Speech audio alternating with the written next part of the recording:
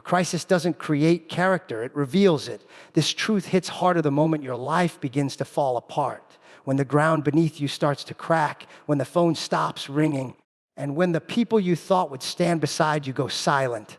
That's when you find out who you really are and who they really were, you. It's easy to wear a mask of loyalty when the sun's shining and the skies are clear. It's easy to post, to smile, to show up when nothing's at stake. But when life throws you into the fire, when the facade burns away, that's when real character steps forward or runs for cover. In moments of crisis, the truth isn't just exposed in others, it's exposed in you. You discover if you're the kind of person who folds when things go dark, or the kind who finds a flashlight and keeps moving forward. You learn if you crumble in fear or stand up with bruised knees and keep throwing punches. Because when there's no applause, no cameras, no comfort, the only thing that's left is the core of who you are. Pain as a way of peeling back your layers, stripping ego, pride, and pretense, until you're face to face with your own truth, you. This is why people hate the storm, because the storm strips away illusion. It doesn't care how many followers you have, how good your reputation looks, or how many motivational quotes you post. When crisis comes, it demands action, not performance, not pity. Action. You either show up or shut down. You either dig in or tap out. You. And every decision you make in the moment defines you far louder than any words you've ever spoken. But there's another side to this revelation. The people around you. The ones who promised to be there. The ones who said, I got you, when everything was fine. Crisis doesn't just reveal your character, it unmasks theirs too. Suddenly, you. The people you thought were family start disappearing. The ones you called at 2 a.m. stop answering. The ones you bent over backwards for now act like they don't remember your name. You. And it hurts, not just because of the loss, but because of betrayal of expectation. You expected loyalty, you expected support.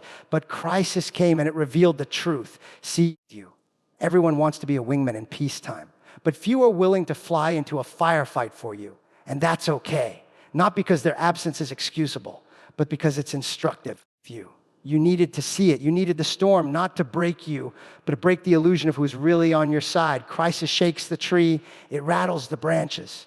And when the shaking stops, what remains are the people who were rooted, not just attached. You don't build loyalty in the sunshine. You discover it in the shadows.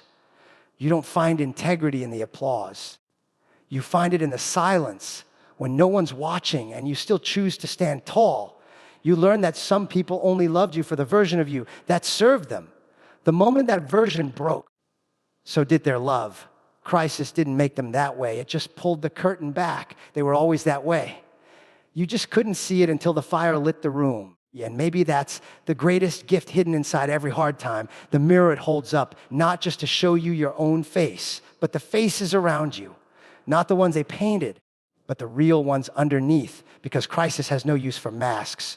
It deals in truth. It doesn't play favorites. It doesn't negotiate. It simply reveals. And what it reveals, you can't ignore anymore. Silence in your suffering is louder than applause in your success. It echoes in places no celebration ever reaches. When you're at your lowest, when you're battling demons, no one sees when your world is caving in, and all you're met with is quiet, that silence speaks. It speaks louder than any standing ovation you've ever received. Because applause is easy. It's surface level. It costs nothing. It's convenient. But silence in your pain, that's a decision. That's a signal. That's truth unspoken. You start to notice it when you go from being celebrated to being ignored. When your feed used to be flooded with likes, shares, and emojis the moment you posted a win. But now you're fighting battles with no audience. You drop hints of pain. You go quiet. You disappear. And no one checks in with you. You watch people who used to cheer for your mountaintops vanish when you start falling down the cliff. That's the moment you realize applause is often for the performance, not the person. There's a certain darkness that comes with emotional isolation, a loneliness that cuts deeper than being alone physically. It's the feeling of looking around during your breaking point and seeing no hands reaching out, no familiar voices calling your name, just silence. And in that moment, the message becomes deafening. You are only as valuable as your utility to them. The minute you stop entertaining, stop performing, stop giving, the spotlight moves you. And you're left alone with your wounds and the realization that many never cared for the real you, just the version of you that made them feel something. That silence is a test. It's the battlefield where you measure true connection, because anyone can celebrate you when life is handing out trophies. The real test is who kneels beside you when life knocks the wind out of your lungs, who notices your absence, who feels your silence, who picks up on your pain without you needing to spell it out in desperation. That's the person who sees you. That's the person who values you beyond what you provide. And the danger is you. When you're suffering in silence long enough, you start to believe you deserve it. You start convincing yourself that maybe your struggle isn't worth bothering others with. That maybe you're too much, too emotional, too needy. But the truth is, you're just surrounded by people who never learned how to hold space. People who only know how to show up when it makes them look good. People who clap loudly at your highs because it reflects well on them, but vanish at your lows because they don't want to carry weight that isn't theirs. Sometimes the silence isn't just absence. It's a weapon. It's used by people who know your wounds and still choose not to acknowledge them. It's the friend who sees you struggling and chooses not to ask. It's the family member who senses your distance and decides to mirror it instead of break it. That kind of silence isn't just disappointing. It's revealing. It tells you who's really in your corner and who's there just for the photo op. Silence and suffering creates clarity. It strips away the noise. It forces you to see what applause tried to distract you from. And while it hurts, it also heals. Because now you know who's real. Now you know who sees you. Now you understand that presence during pain is worth more than 1,000 likes when you're on top. Applause is temporary. It fades. But the memory of who stood with you when you were invisible, that stays. That shapes how you move forward. That shapes how you love, how you lead, how you choose your tribe going forward. Not everyone clapping is cheering for you. Some are counting your failures. That truth hits you hardest when you realize the loudest voices in your crowd aren't always the ones rooting for your rise. They're tracking your every move, waiting for the stumble, the slip, the fall they secretly hope for. Applause can be deceptive. It sounds the same coming from admiration or envy, but it's the intent behind the hands that tells the real story. Some people don't clap because they believe in you. They clap because they want to stay close enough to watch you collapse up close. It's subtle at first. They'll be the first to comment when you succeed, the first to repost your win, the first to show up when the spotlight's on you. But their energy shifts the moment you start rising consistently. The moment your progress becomes predictable, suddenly their praise becomes passive, their tone changes. The congratulations come with subtle digs, with backhanded compliments. They say things like, don't get too ahead of yourself, or let's see how long this lasts. That's not support. That's surveillance dressed as friendship. That's jealousy covered in fake encouragement. These people aren't always strangers or haters online. Sometimes they're friends. Sometimes they're family. People you've shared your dreams with, people you've trusted. And that's what makes it dangerous, because they've seen your process. They know your fears. They know what it took for you to get here. But instead of being inspired, they feel threatened. Your growth reminds them of their stagnation. Your wins highlight their lack of action. So they pretend to clap, not to uplift, but to stay close enough to dissect you. They smile, but their eyes are scanning for cracks. It's a brutal lesson to learn that not everyone who starts with you is meant to go with you. That proximity doesn't equal loyalty. That shared history doesn't guarantee present support. Some people celebrate your success only because they believe it's temporary. They assume you'll peak and come crashing down. And they want front row seats when it happens. They're not clapping for your journey. They're waiting for the detour. They're not cheering for your elevation. They're calculating how far you'll fall and whether they'll be there to say, I saw this coming. And the deeper truth is, some people need you to stay broken because your healing exposes their own unresolved mess. Your discipline puts pressure on their excuses. Your comeback forces them to face the fact that they've been standing still. So they'll use praise as a disguise to stay in your circle while quietly undermining you in conversations you're not present for. They'll plant seeds of doubt in your mind under the mask of concern. Just don't burn out, they'll say. I hope you're not doing this for attention. But what they're really saying is, please stop shining. It's making my darkness uncomfortable. The mistake most people make is assuming that all applause is good. That claps mean you're doing well. That smiles means support. That noise means respect. But the truth is real supporters move in quiet conviction. They clap when you're not in the room. They defend you when you're not listening. They help without broadcasting it. You. The ones who cheer loudest in public but fall silent in your private struggles aren't cheering. They're collecting data. They're preparing for the day they can say, you. I knew it was too good to be true. They're taking mental notes, not because they admire your journey, but because they're waiting to weaponize your vulnerability. The people who truly believe and you don't just clap at the finish line. They walk with you when your knees are buckling. They encourage you in the silence between wins, you. They show up even when there's no crowd to witness their support. And the ones who only get loud when you're winning, pay close attention, you. Because sometimes the loudest applause is just a countdown to disappointment disguised as admiration. Watch for the ones whose energy shifts when your name starts echoing in rooms they aren't invited to you. Watch who claps when you're promoted and who disappears when you struggle. Because not everyone clapping wants to see you finish the race. Some are just waiting for you to trip so they can say they never really believed in you to begin with.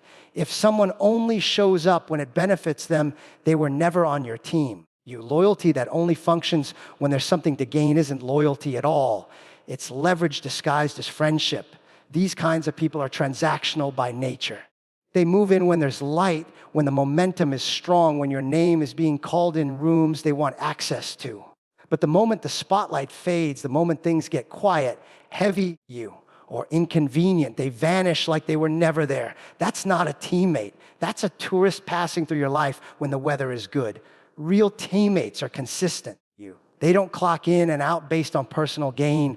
They aren't doing the math on how supporting you helps their image, their reach, their next move.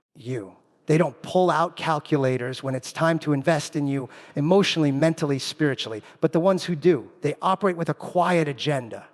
Every check-in comes with a hidden clause. Every favor has an expiration date.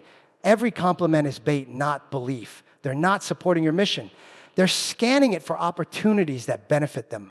And what makes it dangerous is they wear the same uniform.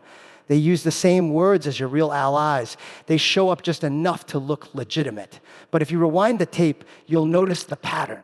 They show up for the wins, for the pictures, for the platforms, not for the prep, not for the pain, not for the process. They don't reach out when you're silent, They don't cover you when you're exposed. They don't stand by you when you're under fire.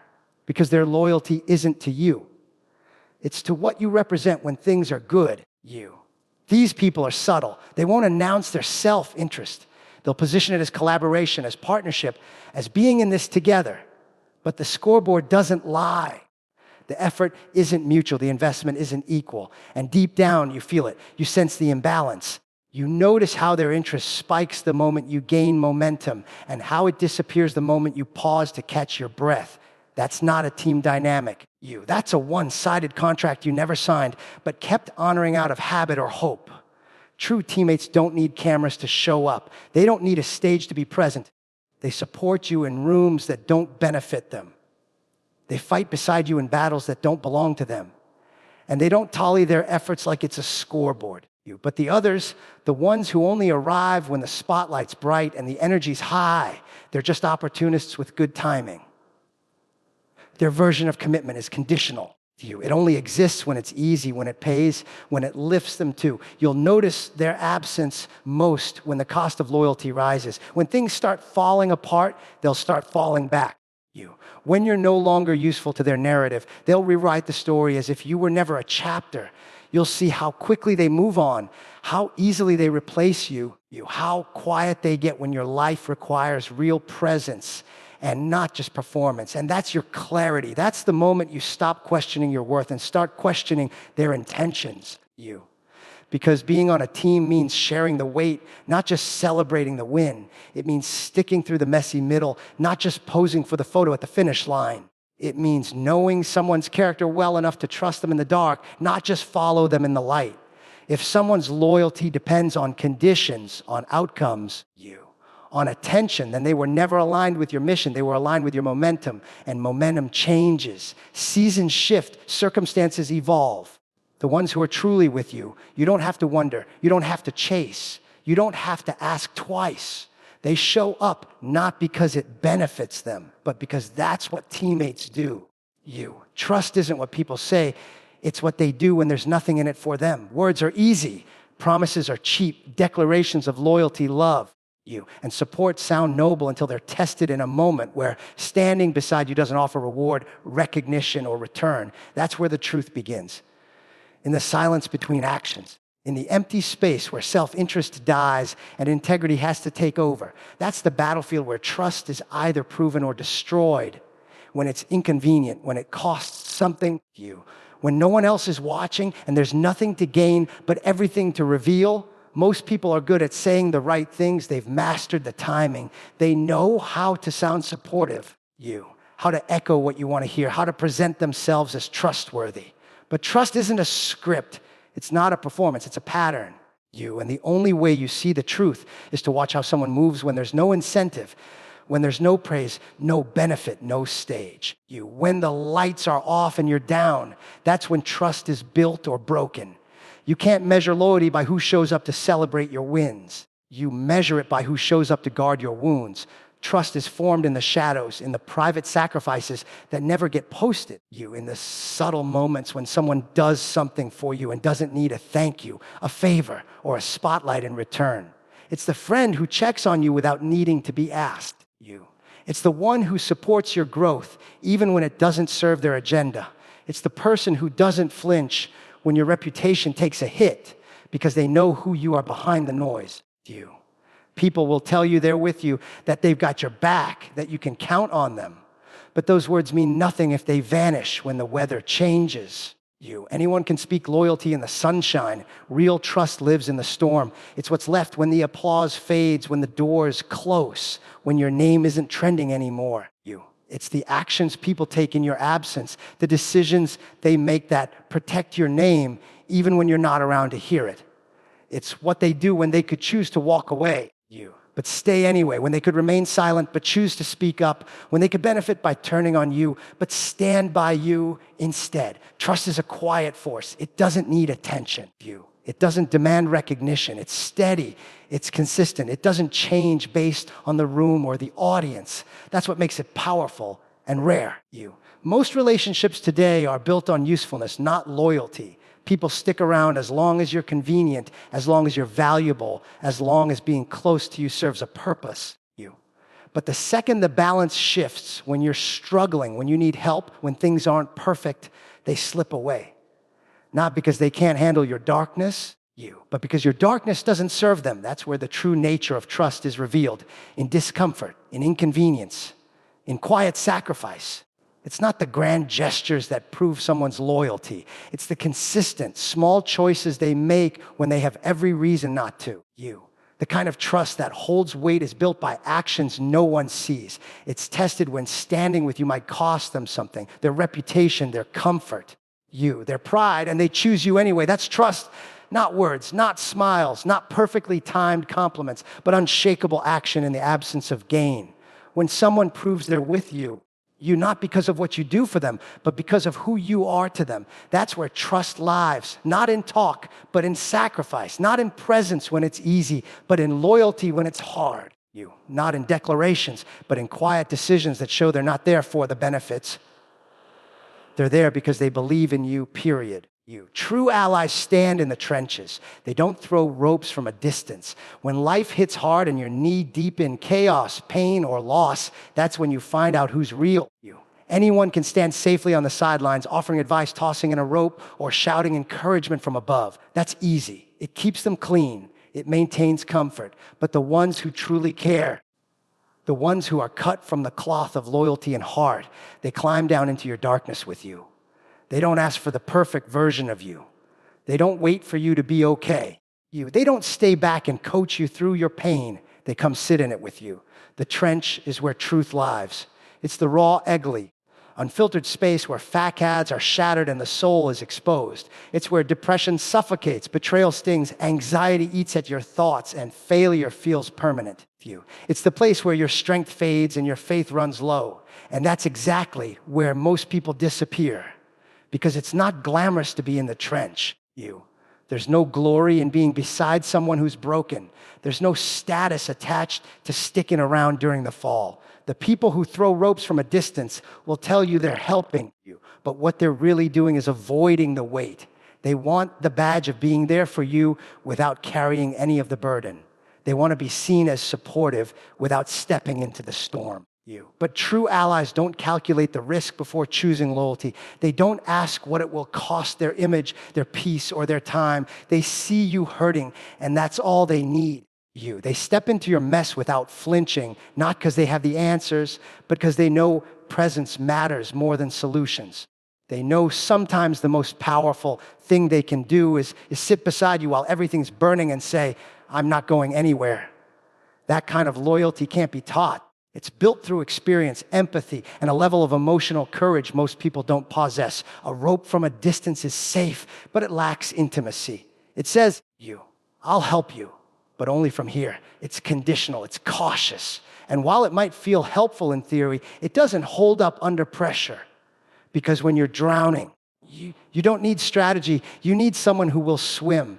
You need someone who doesn't just know your story, but chooses to be part of it, especially when the chapter is ugly. You need someone who can handle the weight of your silence, your mess, your anger, your doubt, and still choose to stay. The ones who climb in the trench with you aren't afraid of your struggle. They don't judge you for breaking. They don't expect you to smile while bleeding. They meet you exactly where you are and remind you you're not alone. They don't offer fixes. They offer themselves, their time, their heart, their presence. They are close enough to feel what you're feeling, and that proximity matters more than 100 distant words of encouragement. It's easy to be loud when everything is going right. It's harder to be present when everything's falling apart. And that's why real allies are so rare. Because the trench is not a place people want to be. It's painful, it's heavy, it's uncomfortable. But that's where loyalty is tested. That's where friendship is proven. That's where you learn who sees you as a responsibility and who sees you as a choice. There are people who will only show up for the finish line, for the celebration, for the highlight reel. And then there are those who walk with you every mile through the rain, through the setbacks, through the breakdowns. Not to save you, not to fix you, but to make sure you don't go through it alone. Because they understand that standing with someone in the trench isn't about heroism. It's about humanity. It's not about being the rescuer. It's about being real. That kind of presence doesn't announce itself. It doesn't look for recognition. It just shows up quietly, steadily, no rope, just footsteps beside yours in the dirt, in the mud, in the lowest valley. You proving one powerful truth without saying a word. I'm with you, not just for the climb, but for the crawl.